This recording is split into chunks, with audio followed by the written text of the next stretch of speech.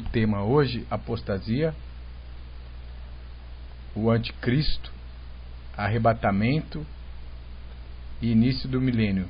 Bom, vamos neste momento, em nome de Jesus Cristo, iniciarmos essa escola bíblica e vamos então nos conduzir em pensamento, em reverência, em oração para nós darmos início. Altíssimo Deus, Criador dos céus e da terra, Pai e Deus de nosso Senhor Jesus Cristo, aqui estamos neste momento, imbuídos deste propósito, Pai, de estudar a Tua bendita palavra para a vida eterna. Que o Eterno, nosso Criador, possa estar abrindo o entendimento de cada um que aqui chegar e o que estiver, para compreender a profundidade das maravilhas que o Senhor tem reservado e tem prometido pelos Teus santos e amados profetas. Amado Pai, nos dá um coração sensível a entender a Tua palavra e a buscar a vida eterna em Jesus Cristo, Teu Filho. Querido Pai, neste momento, conduza-nos por meio da Tua presença, do Teu Espírito, para que sejamos guiados por Ti, Senhor, como Tu prometeste na Tua palavra. Nós Te agradecemos, nós Te bendizemos, Pai amado, em nome de Jesus Cristo, Teu Filho. Amém. Glória a Deus. Bom, meus amados, então, hoje o tema é apostasia, o anticristo, arrebatamento e início do milênio. Imagine vocês que alguém conhecido teu, amigo teu, vai pescar num determinado rio e você conhece bem este rio e esse teu conhecido, então esse teu conhecido vai navegar para pescar num rio, pegou um barco, está lá pescando naquele rio, ele não conhece muito bem o rio, o que tem para frente, e você está lá também pescando e vê esse teu amigo dentro do barco descendo o rio. E você sabe que lá para frente, alguns quilômetros para frente, tem uma queda d'água perigosa, que pode ser fatal para uma pessoa desavisada do barco. Você, como uma pessoa cristã, vendo aquilo, qual seria a tua atitude? Eu acredito que todos aqui nessa sala, a atitude seria, de todas as maneiras, tentar avisar aquele teu amigo que está no barco descendo o rio do perigo de uma queda d'água fatal que tem alguns quilômetros à frente, e que ele tem que tomar cuidado, que ele tem que parar, tem que sair do barco, não pode continuar descendo o rio, porque senão ele está correndo risco de vida. Correto? Exatamente também, a palavra dos profetas, elas são como uma atalaia para nós. Ela é como luz que alumia em lugares escuros. E se uma pessoa não tiver conhecimento do que vai acontecer para frente e não der por avisado, ela realmente pode estar correndo um sério risco. Ela pode estar correndo o risco de uma grande decepção. Então é muito importante este assunto que nós vamos falar. Por que que ele é importante? Porque uma vez que a pessoa não está tendo corretamente o entendimento dos profetas da Bíblia acerca do futuro, da vinda de Jesus, ele pode, assim como aquela comparação que a gente fez, deste amigo que está descendo o barco, estar correndo um sério risco de lá na frente, se não for avisado, entrar numa queda d'água.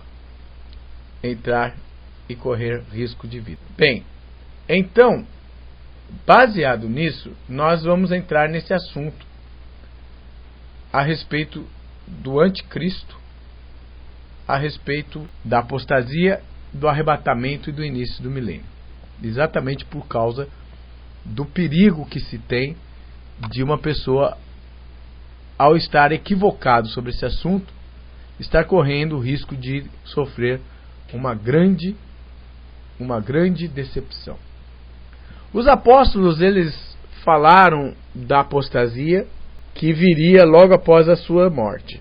Mal eles esfriaram no túmulo, a apostasia já começou. Eles morreram, em seguida a apostasia já começou. A apostasia, ela vai, segundo a palavra de Deus, gerar o anticristo.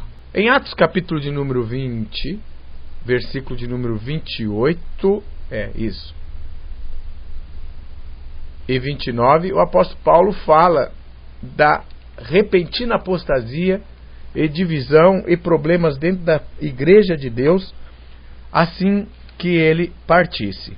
Cuidai, pois, de vós mesmos e de todo o rebanho, sobre o qual o Espírito Santo vos constituiu bispos, para apacentardes a igreja de Deus, que ele adquiriu com o seu próprio sangue.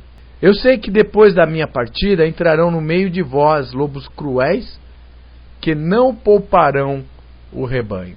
E que dentre vós mesmos se levantarão homens, falando coisas perversas, para atrair os discípulos após si. Então, com a morte do apóstolo Paulo, já começa esta profecia que ele é avisado pelo Espírito de Deus a cumprir-se imediatamente nos dias apostólicos. Então a apostasia, ela vai se dar imediatamente nos dias apostólicos. O apóstolo Pedro também fala da apostasia. Em 2 Pedro, capítulo de número 2, versículo 1 e 2. Ele fala até que o caminho da verdade vai ser blasfemado. Mas houve também entre o povo falsos profetas, como entre vós haverá falsos mestres, os quais introduzirão encobertamente heresias destruidoras, negando até o Senhor que os resgatou, trazendo sobre si mesmos repentina destruição. E muitos seguirão as suas dissoluções, e por causa deles será blasfemado o caminho da verdade. Olha lá, foi muito sério.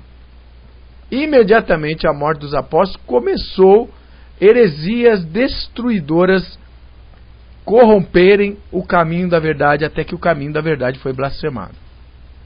Isso vai acontecer já no período da igreja pós-primitiva, pós-apostólica. Assim que morrem os apóstolos, essa apostasia ela adentra com todas as forças. Um dos últimos apóstolos, né, que foi o apóstolo João, ele vai falar que o anticristo já está permeando no seio da igreja. Na primeira epístola de João, capítulo 2, versículo de número 8, ele fala isso, ó. Filhinhos, esta é a última hora, e conforme ouviste que veio o anticristo, já muitos anticristos se têm levantado, por onde conhecemos que é a última hora.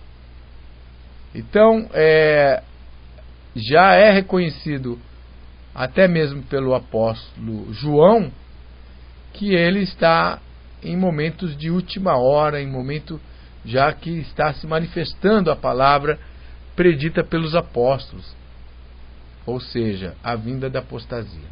Bom, como não se bastasse, mais apóstolos advertiram, até mesmo os apóstolos, o apóstolo Judas, ele também adverte a respeito da última hora, né? Ele vai falar, inclusive, que os apóstolos advertiram a respeito dessa apostasia, que ele fala a respeito da divisão, da discórdia que vai haver.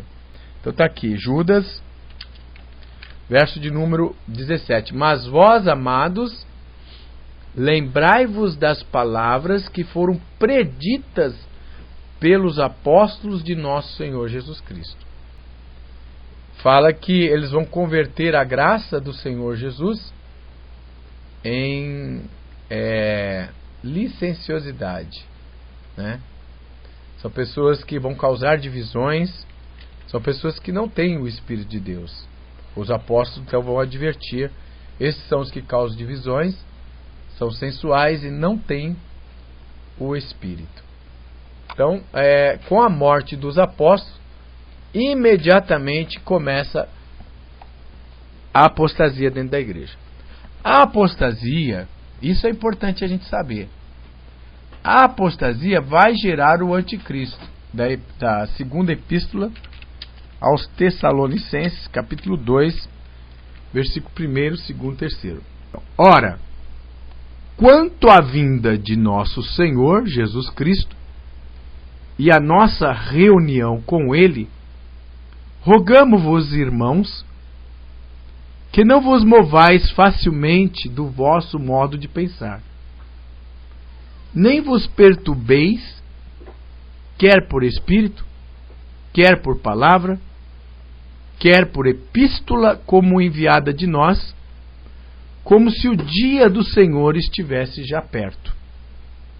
Então o apóstolo Paulo já vai ter consciência de que Jesus não voltaria logo, né? Aí no verso 3 ele vai explicar: ninguém de maneira nenhuma ou de modo algum vos engane, porque isto não sucederá sem que venha primeiro a apostasia e seja revelado o homem do pecado, o filho da perdição. Era necessário, segundo as mesmas palavras do apóstolo Paulo, que ocorresse uma apostasia, e desta apostasia seria revelado o homem do pecado, o filho da perdição. Então o anticristo, ele vai aparecer quando ocorre a apostasia após a morte dos apóstolos. As falsas doutrinas, as heresias que adentraram no seio da igreja após a morte dos apóstolos, redundaram em um poder que deu condições para o anticristo assumir o poder, assumir a direção do templo apostatado. Nós não podemos aceitar qualquer coisa sem que a gente entenda quem é o anticristo, exatamente porque aqui está dizendo que o anticristo ele se manifesta antes da vinda de Jesus Cristo. Porque o que mais se prega hoje é que o anticristo vai se manifestar depois do arrebatamento da igreja. E nessa epístola de Tessalonicenses, o apóstolo Paulo está falando de uma forma tão clara, mas tão nítida, que antes o anticristo, a apostasia, o anticristo se manifesta antes de Jesus voltar, e não depois. Entendeu? Agora, qual o perigo da pessoa ficar esperando o anticristo se manifestar depois da vinda de Jesus? Ela vai sofrer uma grande decepção, porque ela está dizendo que as pessoas que vão ver o anticristo são as pessoas que não vão ser arrebatadas, e de repente o anticristo já está manifesto, o anticristo já está aí, ela está esperando o anticristo ainda manifestar para daí antes ela ser arrebatada. Ela não é arrebatada, vem aí o Armagedon, vem tudo que está predito pela palavra de Deus, a vinda de Jesus, e ela não foi arrebatada e não viu o anticristo, não reconheceu o anticristo. Já nos dias dos apóstolos começa a manifestação do anticristo. O que mais que o anticristo tem por característica? Aquele que se opõe e se levanta contra tudo que se chama Deus, ou é objeto de adoração, de sorte que se assenta no santuário de Deus, apresentando-se como Deus. Então o anticristo, ele vai tentar pegar a direção da igreja de Deus. Ele vai tentar assentar no templo de Deus, porque o edifício de Deus é a igreja. Não são 4 paredes. O edifício de Deus é a igreja. 1 Coríntios, capítulo 3. Não sabeis vós que sois santuário de Deus e que o Espírito de Deus habita em vós?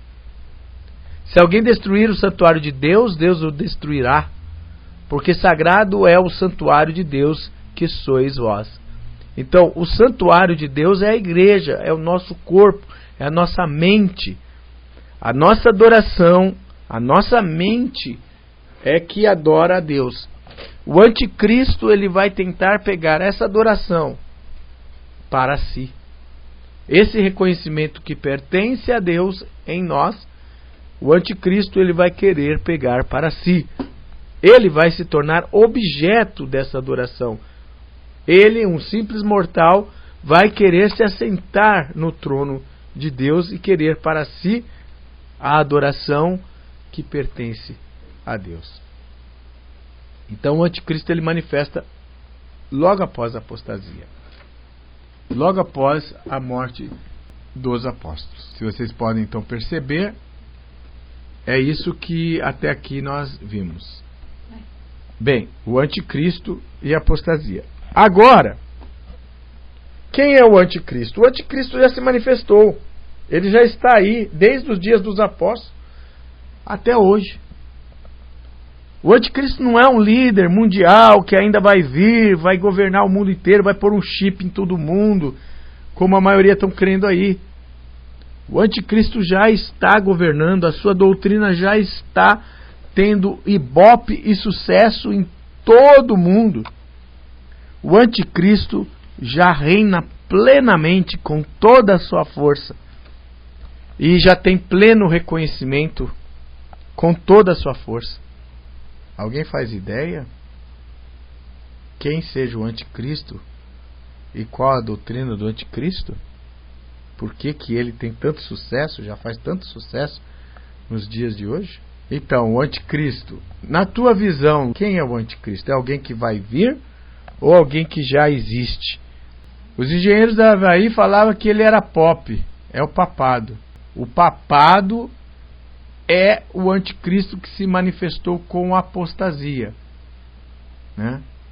Então, as doutrinas que demonstram a autoridade e a força do papado são, né? Então vamos lá. Doutrinas do anticristo. Uma delas nega que Jesus veio em carne, né? Outra mostra a autoridade da besta, o poder que ela tem de outorgar leis. Uma delas, então, a doutrina da Trindade, concebida por Nicéia, e a guarda do primeiro dia da semana, o domingo. Essas seriam algumas das doutrinas do anticristo. Trindade concebida por Nicéia e a guarda do primeiro dia da semana, o domingo. Então todas as enciclopédias, livros de história eclesiástica, inclusive a própria Igreja Católica, em seu livro de Catecismo da Igreja Católica, da Edições Loyola, confessa que o dogma da Trindade é a maior revelação da doutrina da Igreja Católica, né? E que toda a igreja que confessa a Trindade é co-irmanada com a Igreja Mãe, a Igreja Católica. Essas doutrinas caracterizam o anticristo. E elas vão permanecer. Então, ele se opõe contra tudo que se chama Deus, então se opõe principalmente à Bíblia. A doutrina do inferno eterno também, inferno eterno, é um ensinamento da Igreja Católica. Inferno eterno, que o inferno vai ficar queimando a pessoa ali eternamente, plá, plá, plá, plá, plá, e Deus vai ficar ali eternamente, plá, plá, plá, plá, castigando a pessoa eternamente, nunca mais sofrimento eterno. Essa doutrina também é a doutrina da Igreja Católica, porque a Bíblia fala da destruição dos ímpios, do aniquilamento do homem, do pecado. Aniquilar é destruir, né? Então não vai ficar para sempre sofrendo, né? Então ninguém vai ser condenado a um inferno que vai ficar para sempre ali queimando. É lógico, a pessoa que for condenada vai passar uma vergonha muito grande, eterna condenação na presença de Deus, pelos seus pecados, mas será destruída para sempre. É isso que a Bíblia ensina. Mas nós não fomos destinados, né? O inferno foi idealizado para chantagear as pessoas na Idade Média, mas nós não fomos destinados para a condenação. Nós fomos destinados para a aquisição em Cristo Jesus, para sermos filhos de Deus, né? Então ninguém foi destinado para isso. Nós devemos buscar a destinação de Deus, que é sermos nova criatura em Cristo Jesus e aprendermos através da palavra de Deus as boas coisas que Deus tem para nós. Correto? Bem, então o arrebatamento que a Bíblia fala, ele não vai acontecer antes do anticristo, que é uma doutrina do terror para colocar medo nas pessoas, para dominar as pessoas. E aí, durante a Idade Média, a Igreja Católica conseguiu aterrorizar muita gente com essa falsa doutrina, né? Conseguiu fazer com que muitas pessoas entrassem nesse medo aí, né? Que levou muitas pessoas a se submeter cegamente aos dogmas e ensinos da Igreja Católica. Bem, agora, o arrebatamento, ele não vai ocorrer antes do anticristo manifestar.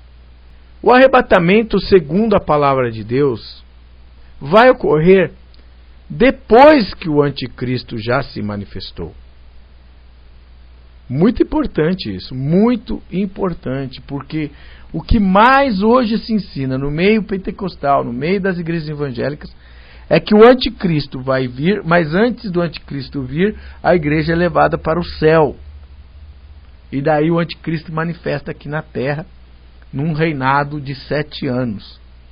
Esta é a doutrina ensinada pela maioria das igrejas fundamentalistas, neopentecostais, pentecostais e fundamentalistas. No entanto, a palavra de Deus é muito clara: o anticristo se manifesta antes da nossa reunião com o Senhor. Outra coisa, o arrebatamento bíblico trata-se de uma reunião com o Senhor nos ares, na atmosfera terrestre. É isto que a Bíblia narra sobre o arrebatamento. Uma reunião, um ajuntamento. Mateus 24 coloca o anticristo antes da vinda de Jesus. Exatamente. Surgirão muitos falsos profetas, se possível for, enganaria até os escolhidos. Então, esse falso profeta, este homem do pecado, e a sua doutrina que vai gerar os falsos profetas, né, que vão, se possível for, até enganar os escolhidos, vai surgir todo esse aglomerado de apostasia antes de Jesus voltar. Jesus vai matar o anticristo com assopro da sua boca, né? O apóstolo Paulo diz que o anticristo vai ser aniquilado com o esplendor da vinda de Jesus, e com o assopro da sua boca ele vai matar esse iníquo, vai matar o anticristo, vai destruir o reinado do anticristo e as suas falsas doutrinas. Bem, o arrebatamento é uma reunião com o Senhor nos ares, na atmosfera terrestre.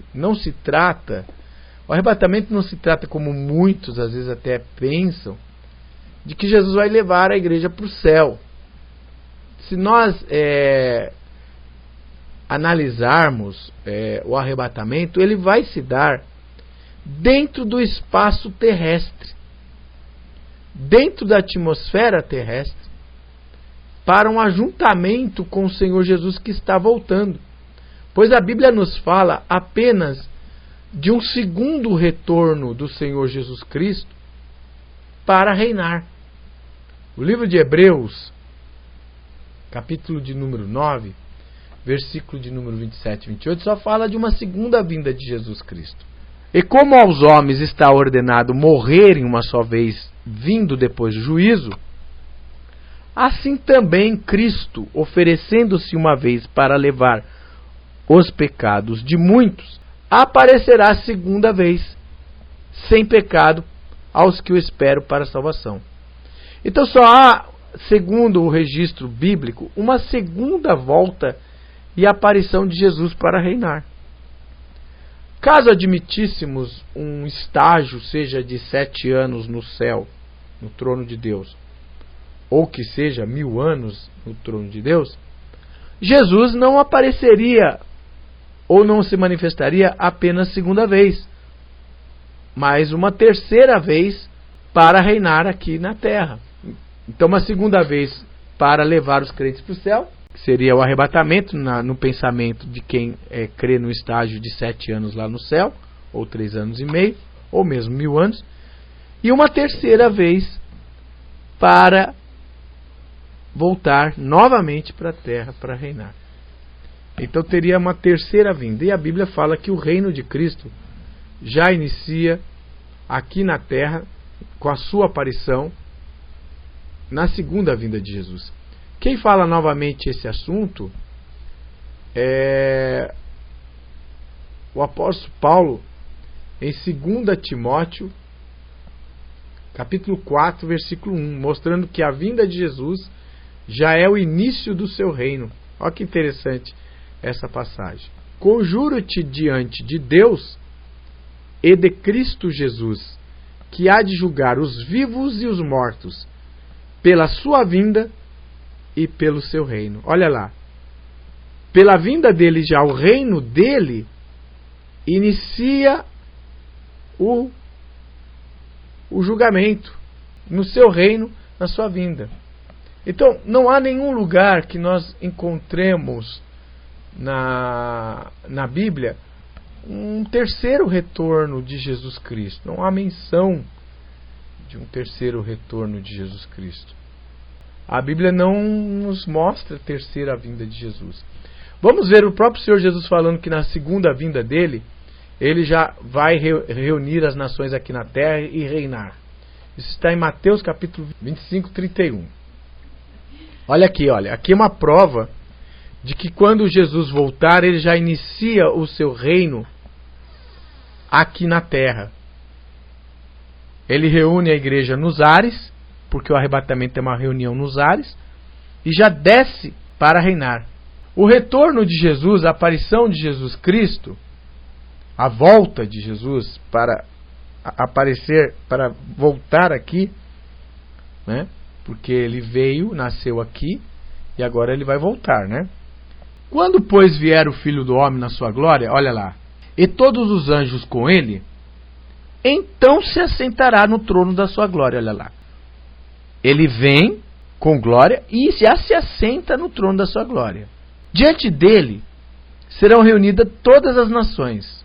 Ele separará uns dos outros, como o pastor separa as ovelhas dos cabritos, e porá as ovelhas à sua direita, mas os cabritos à esquerda. Então, quando Jesus vier, ele já separa as ovelhas dos cabritos. E ele já assenta no trono da sua glória, para reinar.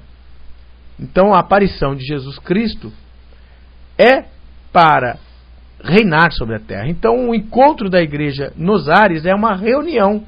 O apóstolo Paulo fala disso. O Antigo Testamento, os profetas, Eclesiastes, Salmos, Jó, os profetas, a Torá e mesmo os apóstolos, todos eles mencionam que não há consciência na morte, falam da ressurreição. E a ressurreição é uma prova de que não existe consciência após a morte, que nós não somos imortais. Que a imortalidade ela só pode ser adquirida mediante Jesus Cristo, pela ressurreição da vida eterna. Caso contrário, nós somos mortais.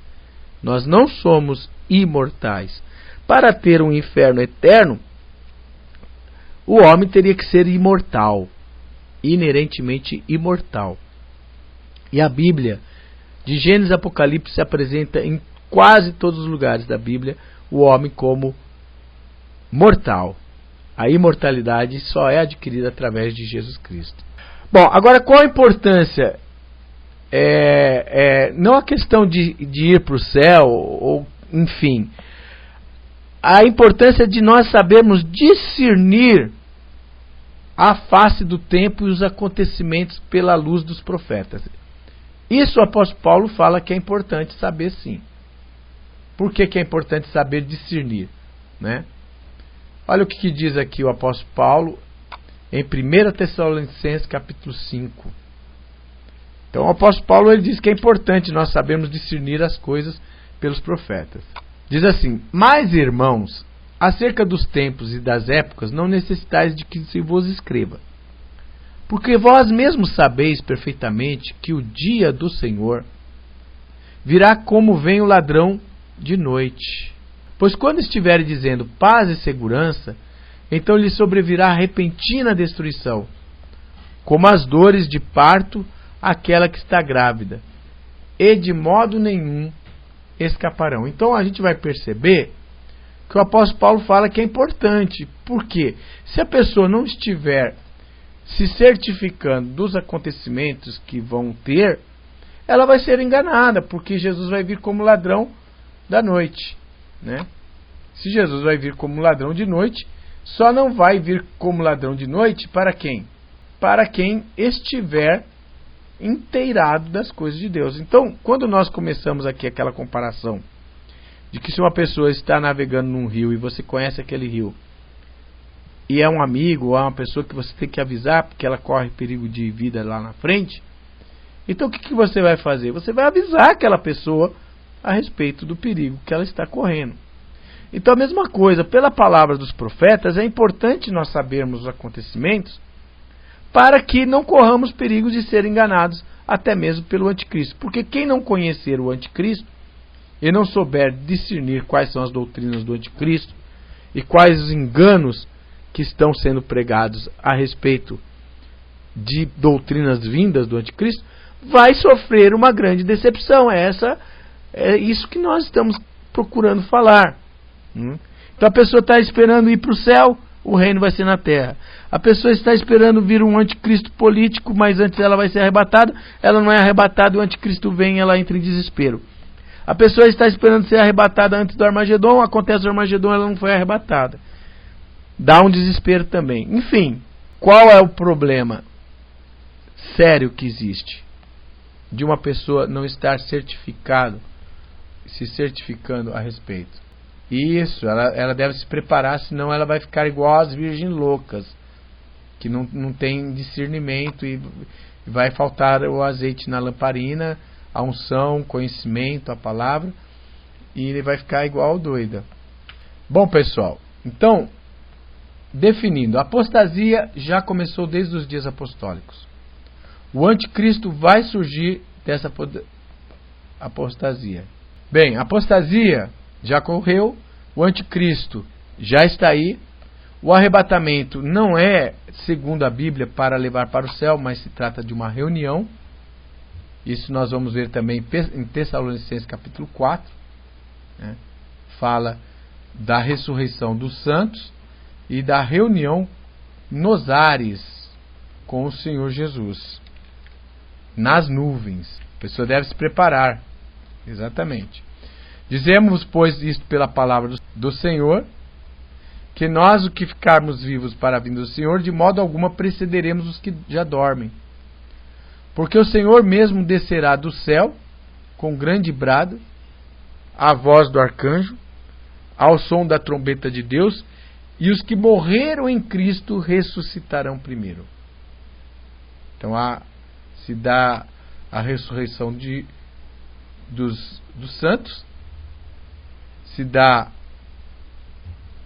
a ressurreição dos vivos, ao se dar a ressurreição, o ajuntamento nos ares. Olha aqui, que o apóstolo Paulo fala. Depois nós, os que ficarmos vivos, seremos arrebatados juntamente com eles nas nuvens, ao encontro do Senhor nos ares. Preste atenção nessa palavra. Ao encontro do Senhor nos ares. E assim estaremos sempre com o Senhor. E Jesus diz lá em Mateus 25 que ele vai descer e assentar no trono da sua glória. Se ele vai assentar no trono da glória, ele vai reinar. No livro de Zacarias, capítulo 14, fala do retorno do Senhor. A sua aparição sobre o Monte das Oliveiras, juntamente com todos os santos, descendo sobre o Monte das Oliveiras. O último capítulo de Zacarias fala que naqueles dias estarão seus pés no Monte das Oliveiras. Está aqui, ó. Naquele dia estarão seus pés sobre o Monte das Oliveiras, que está defronte de Jerusalém para o Oriente.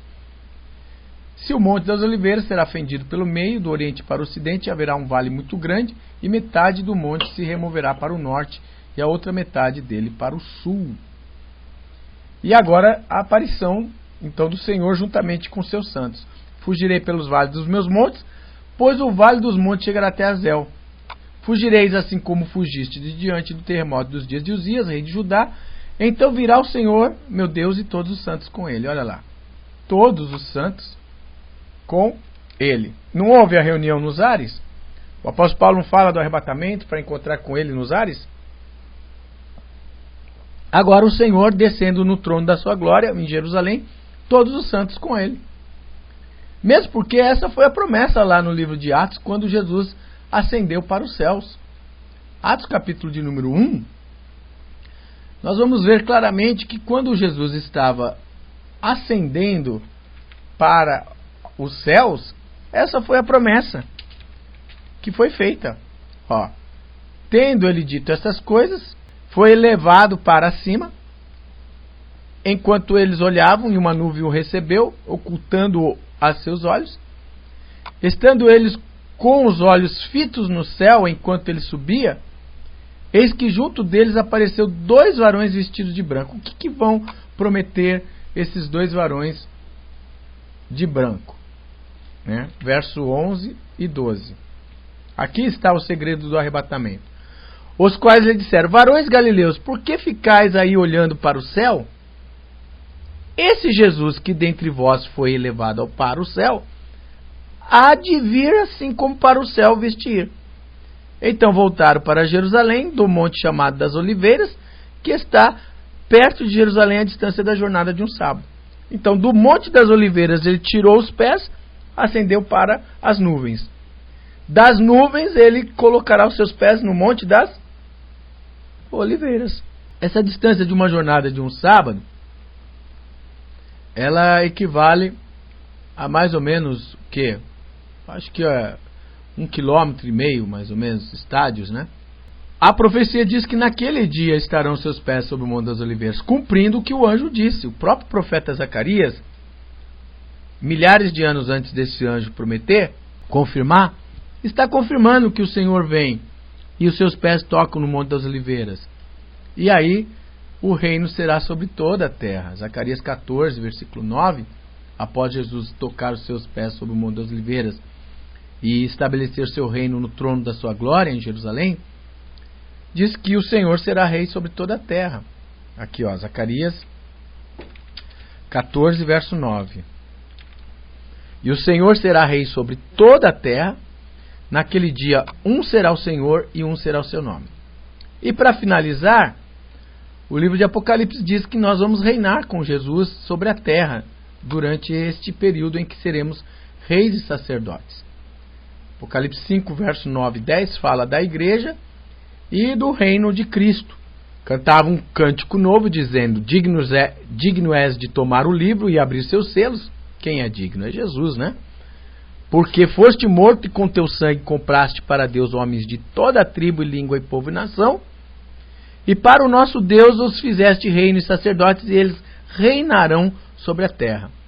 Então esses homens comprados de todas as tribos, línguas, povos e nações, que vão ter parte na primeira ressurreição, terão um reino e um sacerdócio e reinarão sobre a terra. E o Apocalipse, capítulo de número 20, diz que como sacerdotes e como reis, reinaremos 1000 anos. Então, Apocalipse 5, verso 9 está dizendo aonde, e Apocalipse 20, verso 6 está dizendo durante quanto tempo. Bem-aventurado e santo é aquele que tem parte na primeira ressurreição.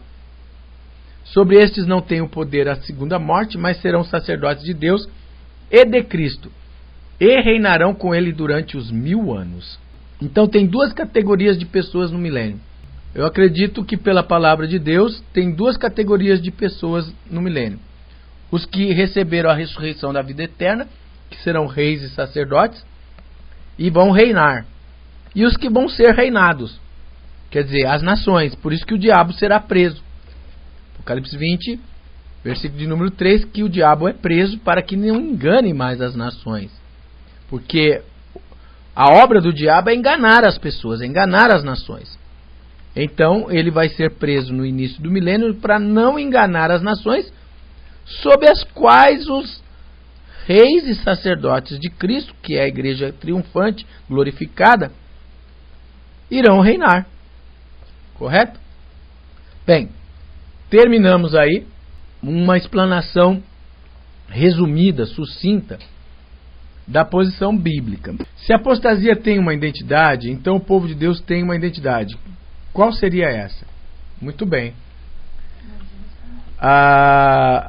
O povo de Deus guarda o sábado em contrariedade à autoridade do anticristo e a favor de Deus. Essa é uma das coisas. O povo de Deus guarda o sábado em contrariedade à autoridade do anticristo e a favor de Deus. Outra coisa, o povo de Deus não aceita as falsas doutrinas oriundas do romanismo e do anticristo. Então o povo de Deus está baseado na Bíblia. Uma dessas, Trindade, batismo tríplice, né? O batismo antibíblico, imortalidade natural da alma, inferno eterno, doutrinas como purgatório, hierarquia eclesiástica, né? Sistema de governo centralizado, a moda romana, né? Crença antibíblica de morar para sempre no céu, né? Que mais que nós podemos falar, né? Guarda de domingo, né? Batismo por aspersão, né? Idolatria de imagens, escultura. Todas essas doutrinas são doutrinas que o povo de Deus não aceita, não recebe.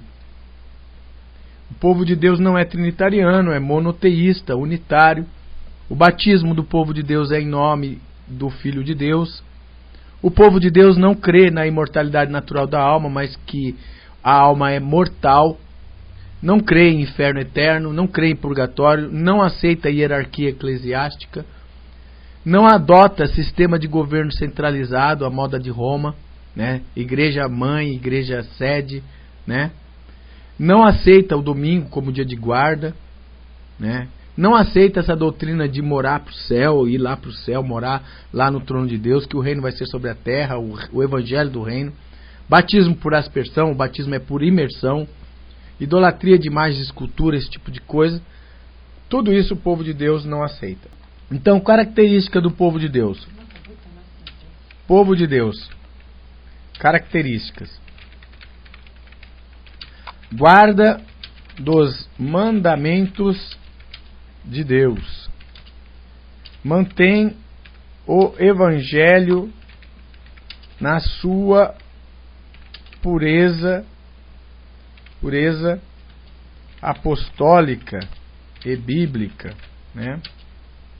Batiza em nome de Jesus.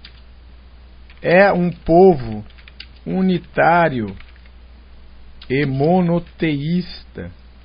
Enfim, o povo de Deus tem essas características. É um povo que guarda os mandamentos de Deus, incluindo o sábado, mantém o evangelho na sua pureza apostólica e bíblica, batiza em nome de Jesus Cristo, conforme ordena o próprio Senhor Jesus, né? e é um povo unitário e monoteísta, né? E prega o evangelho do reino. Então, esse assunto sobre divindade, se é trindade, se não é trindade, biteísmo, unitarismo, né, unicismo, enfim, modalismo, tem muitas divergências. Primeiramente, eu gostaria de fazer uma pequena observação, né, que eu acredito que todos nessa talvez vão arrazoar comigo e vão concordar comigo. A questão é a seguinte: esse assunto sobre divindade, se não fosse um assunto importante, ele não teria tantas divergências e tanta disputa. É a mesma questão do sábado e do domingo, né? Se guarda o mandamento, tem uns que defendem que guarda o domingo, outros defendem que não deve guardar dia nenhum, outros defendem que é contra o sábado. Existe uma grande divergência sobre a questão da guarda dos mandamentos. E eu acredito que sobre esse assunto da divindade existe mais divergências ainda. E esse assunto da divindade, ele gera mais ainda discussão, mais ainda estudos. Isso prova que é um assunto importante. Aliás, existe um resumo da vida eterna que se encontra no livro de João, né? Capítulo 17, versículo 3. Aqui está a essência da vida eterna. É um versículo muito citado para definir a essência da vida eterna. A vida eterna é esta: que te conheço a ti como único Deus verdadeiro, Jesus se referindo ao seu Pai, e a Jesus Cristo, aquele que tu enviaste. Então aí está o resumo, né? Os que dizem que é domingo não guardam na verdade dia nenhum. O domingo ele veio só para anular o sábado, né? Porque até mesmo os que defendem o domingo, eles não guardam, eles não reverenciam, não têm respeito nem pelo domingo. Então o domingo acaba ficando apenas como um dia para anular o sábado. É esse o único objetivo do decreto dominical. Guardar para eles é no culto da manhã e no domingo à noite. Porque uma das ferramentas mais eficazes de Satanás trabalhar é trabalhar nas entrelinhas, é distorcer. Essa é a ferramenta mais eficaz que ele tem. Não acreditamos em a lei dominical pelos profetas, pelo que nós já temos estudado, né? A menos que alguém nos prove o contrário. Ela já ocorreu em 25 de janeiro de 21 de janeiro de 325. O decreto dominical, a lei dominical já ocorreu por Constantino. E não vai mais ocorrer uma lei dominical mundial igual ocorreu com a força do Império Romano. Já veio, né? Dentro da Bíblia que não nos dá entendimento de um decreto dominical mundial. Bom, primeiramente eu gostaria de colocar uma coisa para você e você me dizer o que você acha. Para ter um decreto dominical mundial, o Congresso já faz um século que o Congresso americano, segundo a visão dos adventistas, está tratando de um decreto dominical, né? Até hoje não sei algo concreto, né? Porque até existe um estado dos Estados Unidos que adotou a jornada semanal apenas de segunda a quinta, trabalhando 10 horas por dia, aí folga sexta, sábado e domingo, né? Então cada estado nos Estados Unidos é como se fosse um pequeno país dentro dos Estados Unidos. Então uma lei que às vezes é aprovada num país, num estado, não é aprovada em outro estado, né? Agora, deixa eu colocar algumas coisas que eu gostaria que você, antes de você assumir o áudio, que eu gostaria que você respondesse. Para haver um decreto mundial dominical, tem que haver um governo mundial centralizado. onde todas as nações vão se submeter a essa ordem. Você concorda comigo? Por exemplo, Israel. Lá em Israel se guarda o sábado. Os judeus todos guardam o sábado. Chega sexta-feira, 3 horas da tarde. Eu tenho 2 filhos que moram lá em Israel. Chega sexta-feira, 3 horas da tarde, está todo fechado o comércio. Só vai abrir sábado de noite. É lei de Estado lá. Quer dizer, teria que ter um governo mundial que impusesse sobre Israel a guarda do domingo. Que impusesse a guarda do domingo aqui no Brasil, porque aqui não guarda domingo coisa nenhuma. Os shopping abrem domingo cada vez mais e todo mundo quer trabalhar, não quer saber de guardar domingo coisa nenhuma. Então teria que ter um governo mundial. E será que os profetas da Bíblia falam de um governo mundial na volta de Jesus Cristo? É isso que depois nós vamos analisar e considerar dentro da Bíblia, né? Teria que destruir todas as constituições de todos os países e submeter a constituição de todos os países a esse decreto dominical. É meio drástico aí, mas depois nós vamos analisar à luz da Bíblia, algumas considerações. Mas pode fazer a pergunta aí, Luiz Martins, o que você quer perguntar? O som tá ok? Tá bom. O argumento que eu vou utilizar para mostrar que isso é possível, sim, não se encontra nem na Bíblia. Eu li num livro, depois não se encontra primeiramente na Bíblia. Eu li num livro de 2 autores ateus, tá? E olha o que eles dizem aqui, nesse livro aqui, ó. Quem quiser comprar, ótimo, viu? Excelente esse livro. Me fez aprender um montão sobre escatologia, principalmente. Eles dizem assim, ó, página 14 a 16. Eles dizem assim, ó: os Estados Unidos ocupam posição privilegiada no Império, e esse privilégio decorre não de semelhanças com antigas potências imperiais europeias, mas de diferenças em relação a elas. Uma das diferenças é centralizar todo o poder, seja ele político, ideológico ou religioso. Os Estados Unidos, enquanto centro do Império, tornam todos os países nações em fronteiras abertas à sua influência. Roma e Estado estão andando de mão juntas. Bem, diante disso,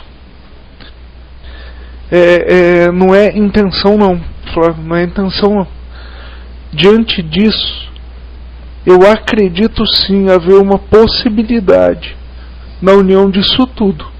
Não seria impor a guarda do domingo, chamados, não seria impor a guarda do domingo, seria apenas e tão somente fazer com que, por um motivo, a guarda do domingo, ela vai estar, vai alterar sim. Você quer saber por quê? Porque a guarda do domingo vai estar associada à ecologia. E eu provo isso daí. No debate. Eu provo sim isso daí. A guarda do domingo vai estar extremamente associada à ecologia por um único motivo. Por um único motivo. Alguns estudos recentes têm demonstrado que ao se parar, as fábricas pararem um dia na semana, mas daí vai entrar no grande problema que é o seguinte também, Flávio, a ONU, ela tem um programa que já está em ascensão aí. Não, mas daí vai ser também o seguinte, um minutinho só, eu já chego lá, tá? O argumento é bastante histórico, assim, para 15 minutos apenas. Olha só, eles descobriram que um dia na semana ajudaria a não gastar grandes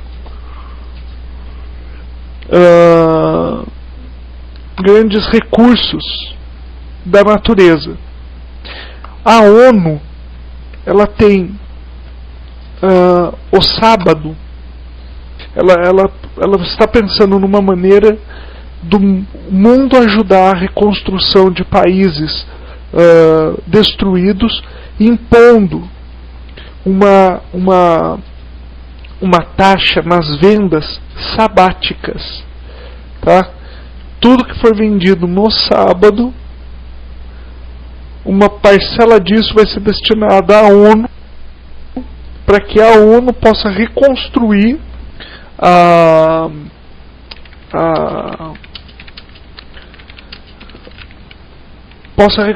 esses países que foram arrasados por guerras, não sei o que tem. Eles estavam pensando em coisa em torno de 5% de cada venda, tá? Tá certo? Para isso o mundo inteiro tem que ser centralizado em mudar suas leis em função da ONU. Sim, mas politicamente isso é possível sim. Isso é possível sim, porque todo país tá pendente nisso daqui, ó, tá? Bem, vamos continuar a conversa aqui. Eu vou descer agora. Portanto, estamos a falar de um panorama que vemos nos nossos dias. Amém? Olhamos para as notícias, para sites na internet, informações, e também olhamos para a Bíblia, não é? Sabemos que a tendência realmente é para unificar, e há muitas teorias da conspiração. Uns dizem que é os Estados Unidos, outros dizem que é a ONU, uns dizem que é os Illuminati. Agora, eu acredito que o conteúdo é que conta. O nome que vai tomar liderança, pronto, pode não ser o que a gente espera, não é? Mas o conteúdo, a mensagem é essa. A mensagem que está a ser transmitida, e vemos os políticos quando falam, os maiores, os com mais autoridade, em mensagens importantíssimas, eles estão transmitindo a noção de uma nova ordem mundial. Essa frase é muito até falada por eles. Eles apontam já em discurso, defendem a tese de que há essa necessidade, e apontam várias razões. Racionamento de alimentos, pela escassez de alimentos, pela escassez de água, pela necessidade de defesa por causa do terrorismo. Há já portanto, um impor do raciocínio, e eu direi mais ainda, uma lavagem, não é, cerebral. Amém? E então os meios de comunicação estão já a transmitir essa noção. E se nós falarmos com as pessoas na rua, com as pessoas no café, nós também encontramos isso.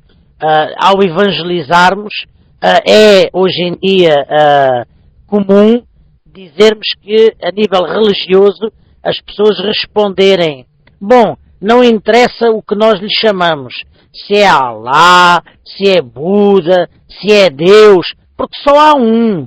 Não interessa, e vamos então ter paz uns com os outros, porque não vamos fazer guerra, não é?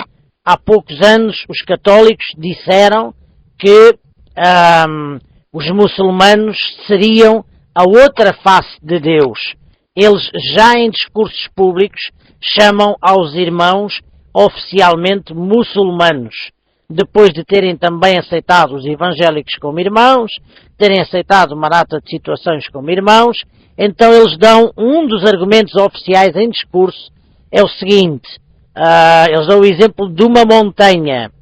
Eu subo por um lado de uma montanha e descrevo essa montanha e digo: olha, aquela montanha tem 50 árvores, tem 4 rochas maiores, e depois quando se chega lá em cima, estava lá um velhote sentado, e 4 ovelhas. Dizem eles que o outro sobe pelo outro lado da montanha, e diz que tinha só 2 pedras, tinha um riacho, ovelhas não havia, e não estava lá velhote nenhum. Então eles dizem que a diferença e a divergência é porque um subiu por um lado de uma montanha e o outro subiu por outro, mas a montanha é a mesma. Então eles terminam este raciocínio dizendo que o mesmo acontece com Deus. Deus se revelou à humanidade de diferentes maneiras, com diferentes nomes, em diferentes continentes, e conforme se foi revelando, ele identificou-se de maneiras diferentes. Bom, então teríamos um Deus esquizofrénico, não é? Um Deus sem um caráter definido, um Deus que dizia que se chamava uma coisa em África e que se chamava outra na China. Não a questão da língua chinesa ou do nome em chinês ou em africano, mas sim outro nome completamente diferente. Uma coisa que ele dizia que aquilo era a verdade em África, ele diria que a verdade era outra na China, não é? Então, ao analisarmos isto, no ponto de vista psicológico, seria o perfil de um esquizofrénico, não é?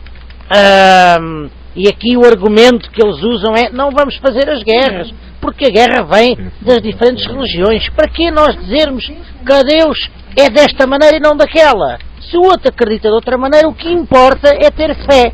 Então aí surge o misticismo. Importa nós acreditarmos num ser que está lá em cima. Importa nós sermos bonzinhos. Importa, não é? Vêm os verdes atrás disto, vêm, pronto, os iogas e vêm todas aquelas coisas que nós vemos nos dias de hoje, não é? Então, amém, Luís, força. Deus abençoe, amém? Então, veja, nós temos todos um pai, não é? Um pai natural, um pai humano, somos filhos de um pai e de uma mãe. Se alguém vem e diz assim: olha, então como se chama o teu pai? E eu digo assim: olha, chama-se Fernando. Está bem.